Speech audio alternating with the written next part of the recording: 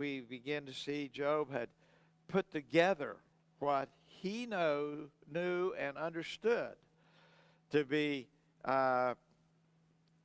correct information about God. And when you stop and think that the Bible hadn't been written yet, and what was passed down from generation to generation, word to mouth, and so on, was passed along.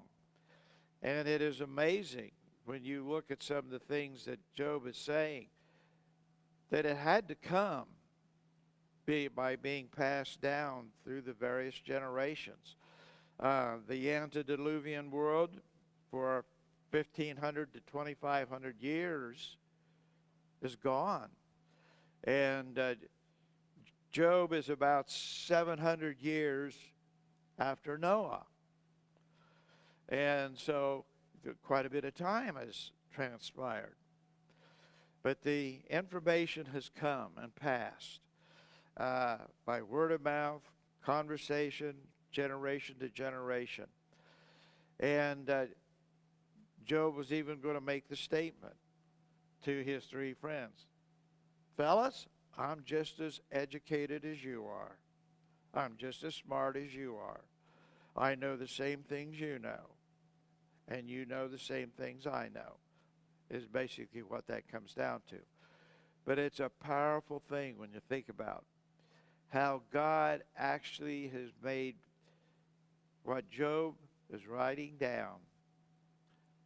He's giving us the clear understanding, the fact that God preserves his word even before he gave it to us in written form. And he has preserved it in the Bible. And though from time to time, generation to generation, there have been those who want to destroy the Bible, get rid of it. Here's some interesting facts for you.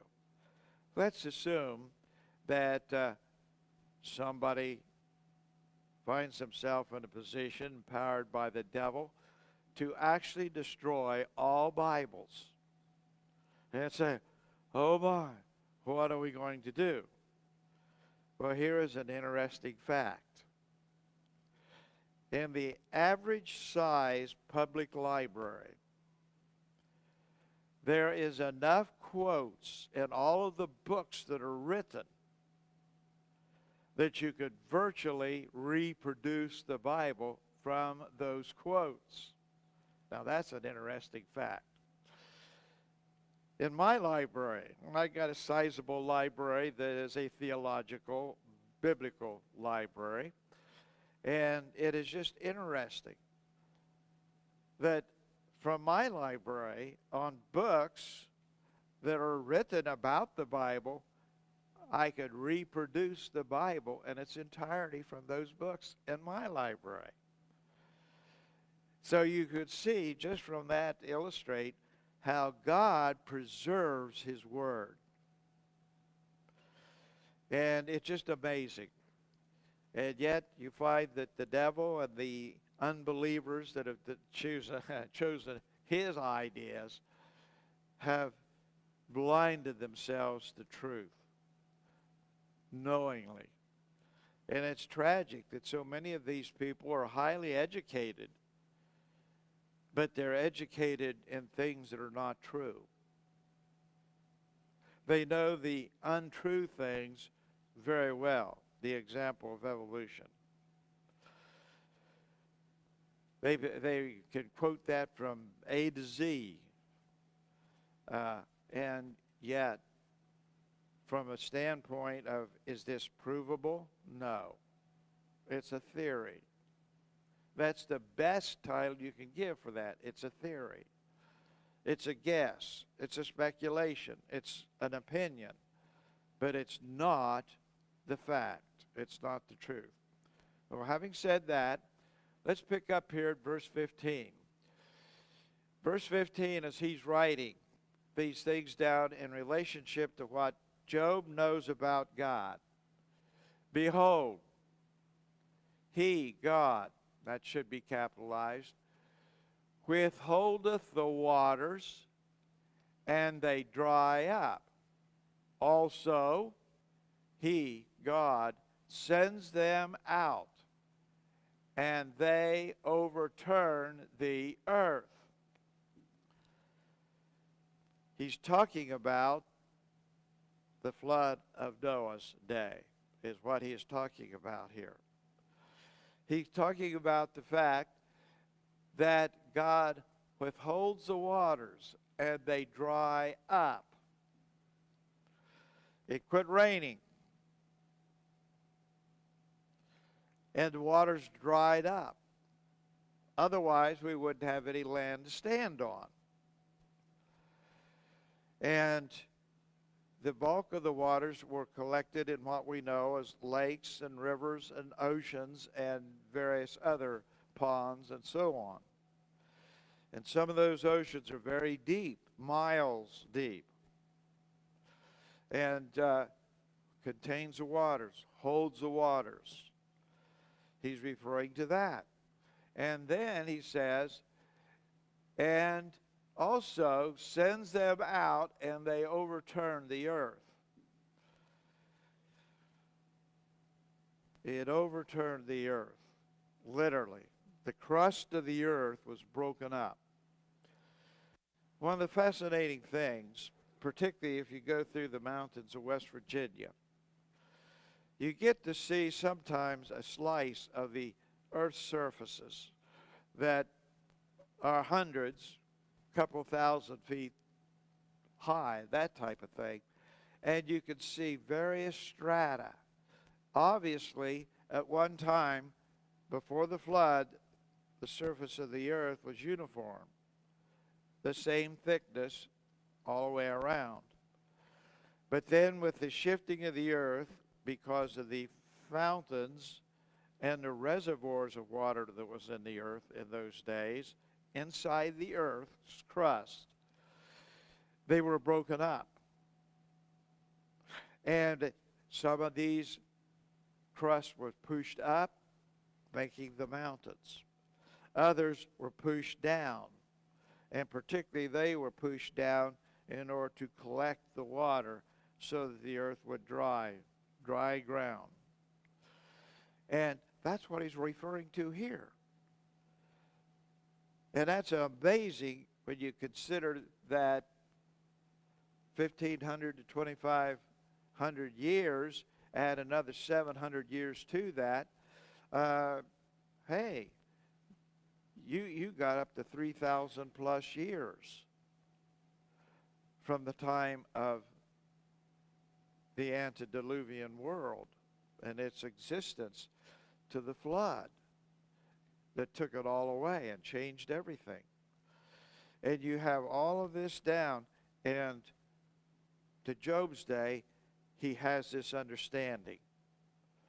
How amazing God is in getting the truth laid out.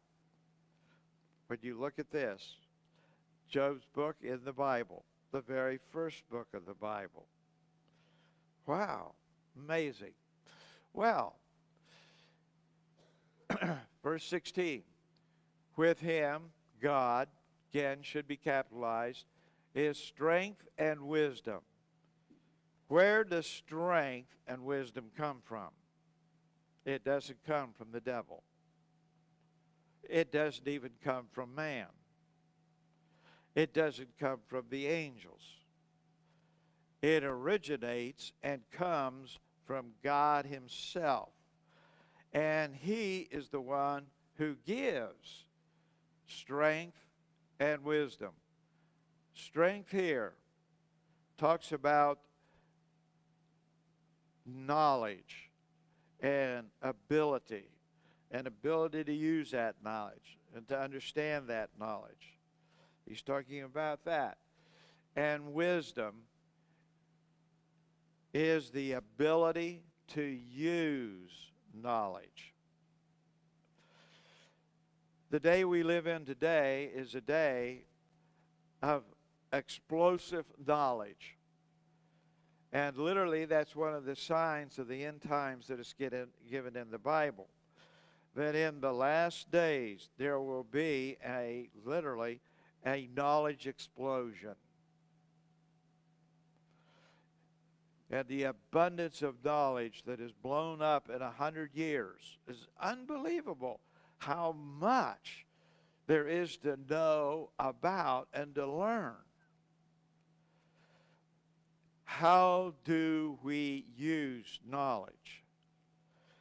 The average person, unfortunately, does not use it well because they do not use wisdom.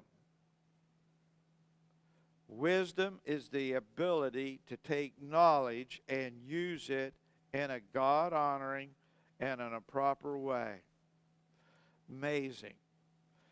This thing that sits on the top of your shoulders is your head. It contains this brain that, is probably a small basketball.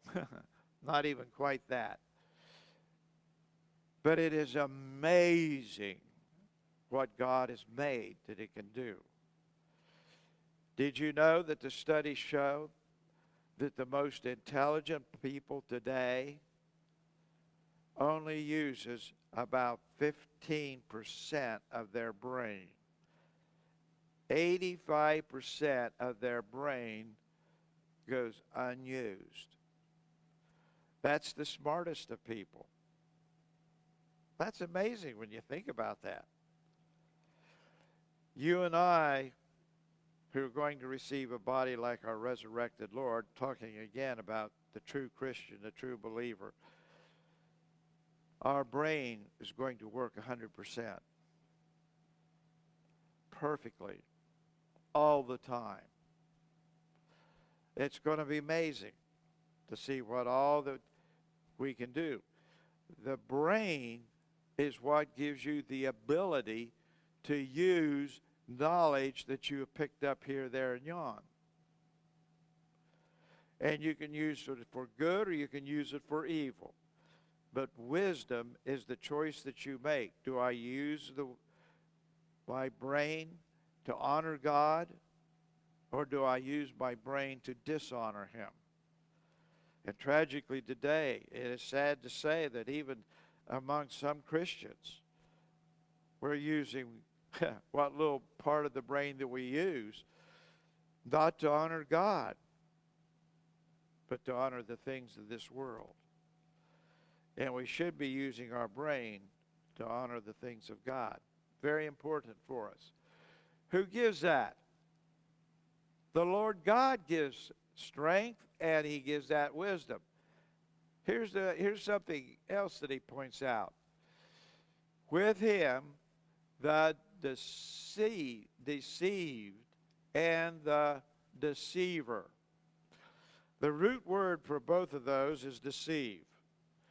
And the meaning of the word deceive is a lie.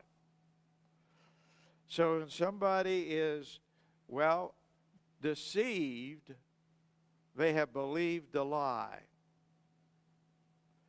They've been deceived. Eve believed a lie from the devil. That's why we're all sinners. She believed the lie of the devil. The devil told her that God is keeping good from you. If you partake of that tree, you're going to be as smart as God. He deceived her.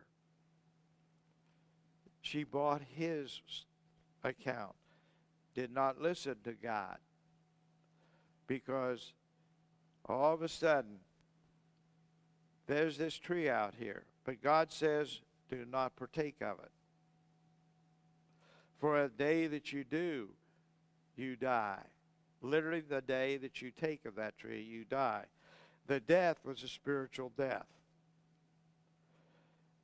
When Eve took it, she died spiritually. Physically, she was still alive, but she was dead spiritually. She no longer had a relationship with God. She offered this to Adam. And Adam, foolishly, not using the wisdom that he had to use, he took it. And he died instantly, spiritually. And the rest of the time they lived there in the Garden of Eden, the rest of their lives, they were dead to God, no relationship with him. God made a plan of salvation and set it into motion. And they believed God at that time. They understood now. They were beginning to utilize, Adam and Eve were the wisdom. And therefore, they began to understand. And they came into a relationship with God that would not be paid for till several thousand years later. It would be paid for them. About 4,000 to 5,000 years in round figures. But that was called living by faith. And Old Testament saints, that's what they were living by, faith. New Testament saints are living by faith too. But our knowledge and spiritual wisdom that we use, or should be using, gives us a greater understanding of all of God's truth. And that brings peace to our souls. And of course, we are born into his kingdom. We have a relationship which cannot be broken or severed or lost or stolen or anything else. Fantastic what we have. Fantastic. So, God is giving strength and wisdom. We get that from him. Why? Because the vast majority of the world's population are deceived. The vast, overwhelming majority. Doesn't make any difference what dispensation you're in. It doesn't make any difference what generation you're in. The vast majority of those generations and dispensations, they are deceived. The deceiver, that's the devil. And all those who buy into his truth. Notice his truth, what he calls truth. Oh, it's so easy to believe in what the devil says. It is. But God is still in control. In control of the deceived, in control of the deceiver, in control of strength, and in control of wisdom. He is still in control all the time.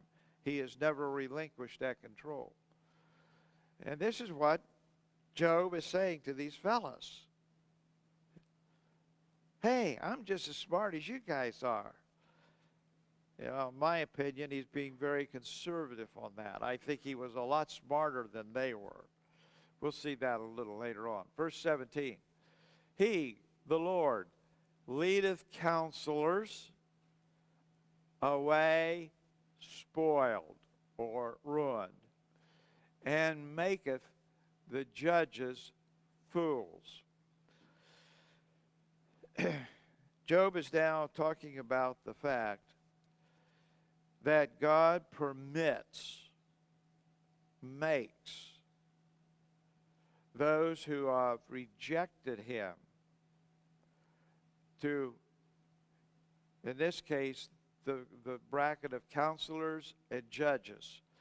Counselors here are those who are laying the plans, setting out a plan and a program to live by.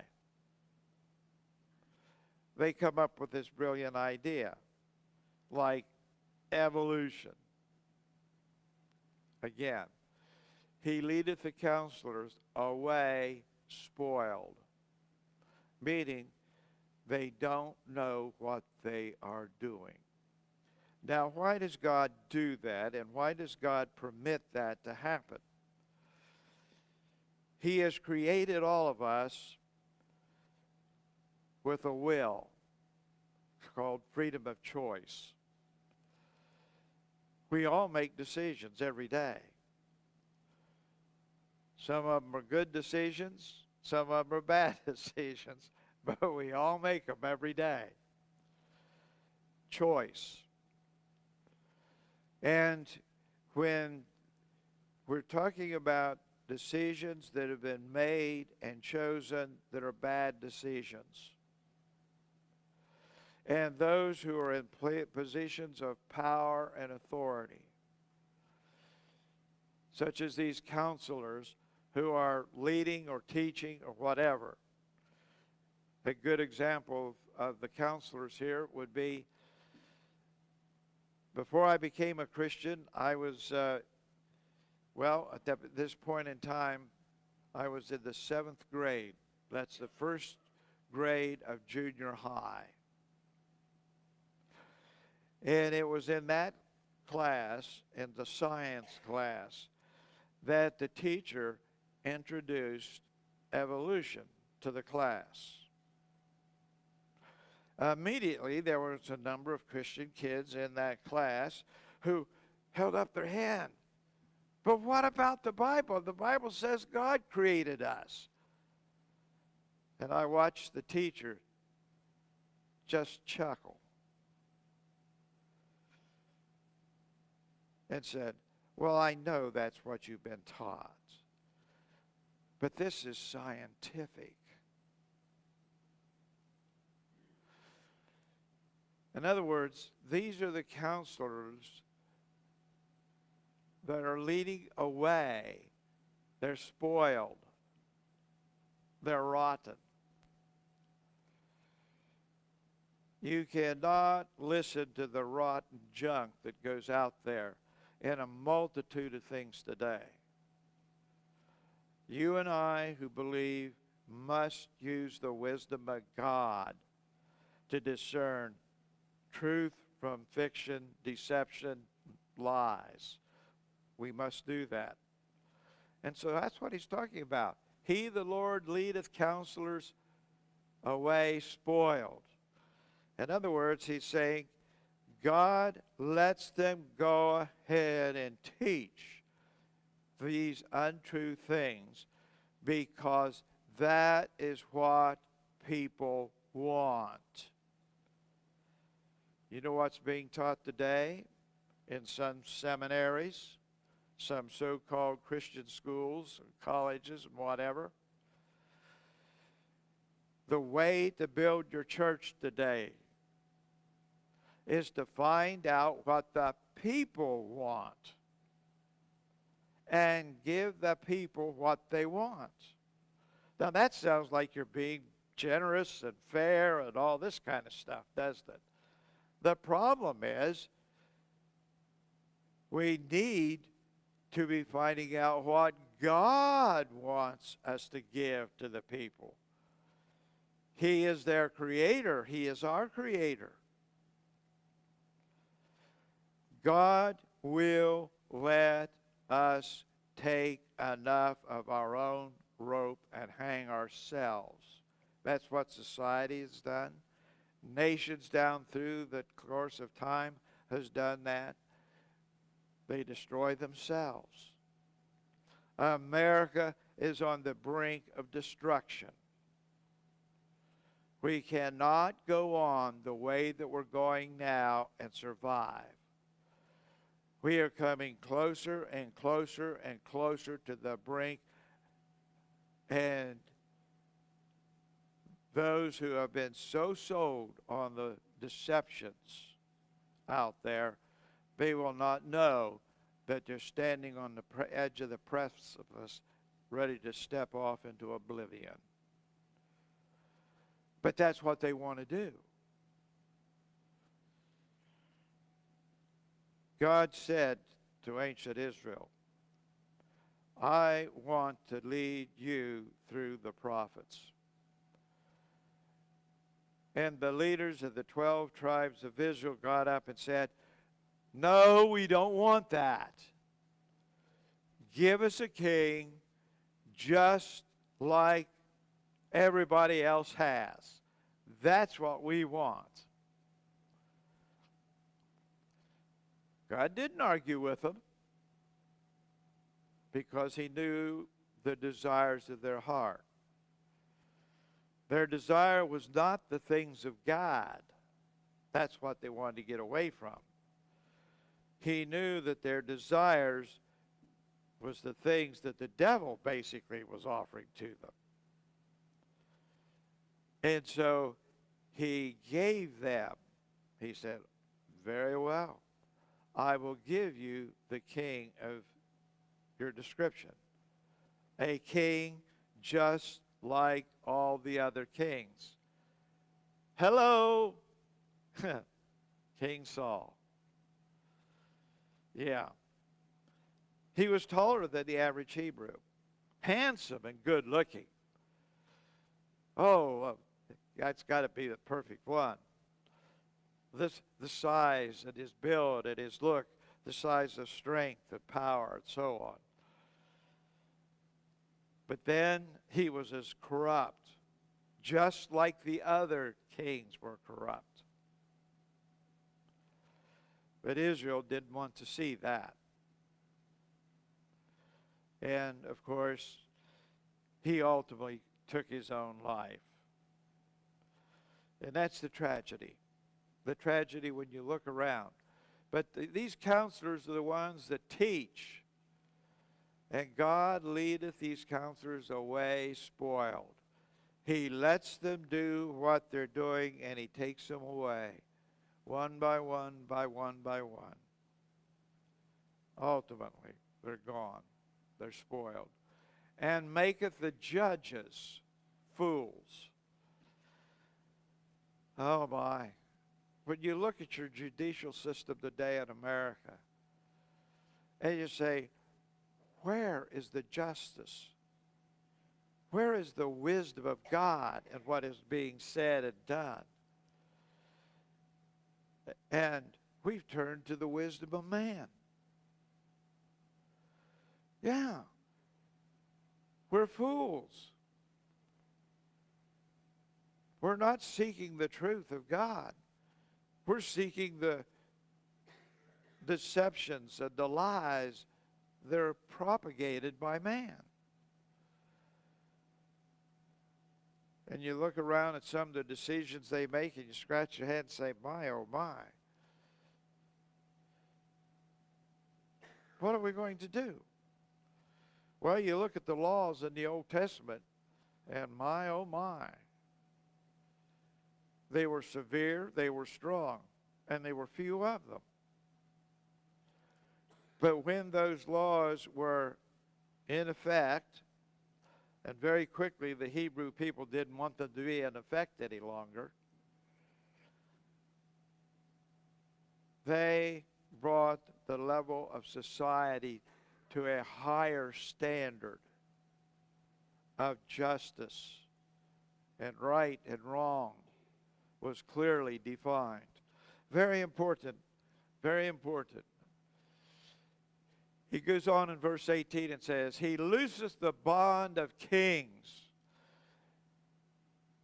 The king, in God's plan, was to be somebody that was connected with him. But they don't want to be connected with him.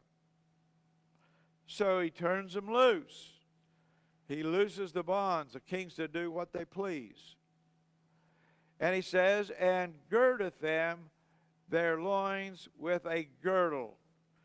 This girdle was a big belt. It covered a good part of the torso. It protected them. It showed them in dignity. And it showed that they were individuals that should be in proper authority under the plan, will, purpose, and direction of God. But they weren't. He turns them loose. Did you know that in the 6,000 years of recorded human history, the average life expectancy of any nation is only 200 years. That's it. Now, there have been a few that were more than 200 years. For example, the Hittites. Oh, the unbelievers thought they had things figured out pretty good. There is 1,200 years of history of the Hittite people and nation. That's how long they lasted. And yet, they say that there's no record of them anywhere. But then the archaeologists discovered all of the ruins of 1,200 years of the Hittite people. That obviously was far more, 6 times more than the 200 years that the average nation lasts. And looking at all that, but they too ultimately fell. And then there's those nations. In fact, one of them that I looked at lasted exactly one day. That's all it lasted, one day. In America, just celebrated 250 years. We've exceeded the average. We're on the brink of disaster. And we just blindly ignore God. Don't want to hear anything about God. Don't want to hear God in any of our lives. We don't want God in government. We don't want Him in our schools. Oh, yeah. And we don't even want Him in some of our churches. We want to do it our way. And our way has brought us to the point that it'll take a miracle of God to rescue us from the precipice that we're standing over, ready to fall in. Wow.